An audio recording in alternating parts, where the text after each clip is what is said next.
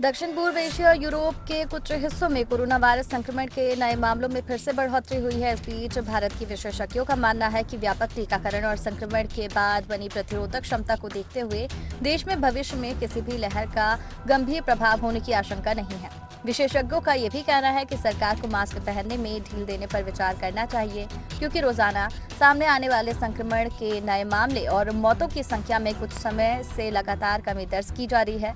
अखिल भारतीय आयुर्विज्ञान संस्था एम्स के वरिष्ठ महामारी विज्ञान डॉक्टर संजय राय ने कहा कि SARS-CoV-2 एक आरएनए वायरस है और इसके स्वरूप में बदलाव होना तय है। मास्क पहनने से ढील देने पर विचार कर सकती है सरकार। उन्होंने कहा, यह ऐसा समय है जब भारत सरकार अनिवार्य रूप से मास्क पहनने से ढील देने पर विचार कर सकती है। हालांकि उन्होंने ये भी कहा कि वरिष्ठ नागरिकों और संक्रमण की चपेट में आने के उच्च जोखिम वाले लोगों को एहतियात के तौर पर मास्क पहनना जारी रखना चाहिए। एक अन्य महामारी विज्ञानी और सार्वजनिक स्वास्थ्य विशेषज्ञ डॉक्टर चंद्रकांत लहरिया ने कहा कि वायरस के किसी नए स्वरूप के सामने आने की सूरत में भी देश में मामलों के बढ़ने की आशंका कम ही है। 5 स्वरूप बने चिंता का विषय। उन्होंने कहा, पहले से ही 1000 से अधिक बदलाव हो चुके हैं। हालांकि केवल ऐसे 5 स्वरूप सामने आए जो चिंता का कारण बने। राय ने आगे बताया कि भारत ने पिछले साल कोरोना की विनाशकारी दूसरी लहर का सामना किया है, जो बेहद दुर्भाग्यपूर्ण रहा।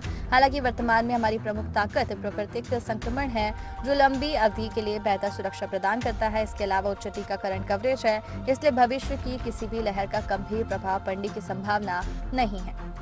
कोरोना और वैक्सीनेशन से जुड़ी जानकारी से अपडेट रहने के लिए हमारे चैनल को सब्सक्राइब कर लीजिए।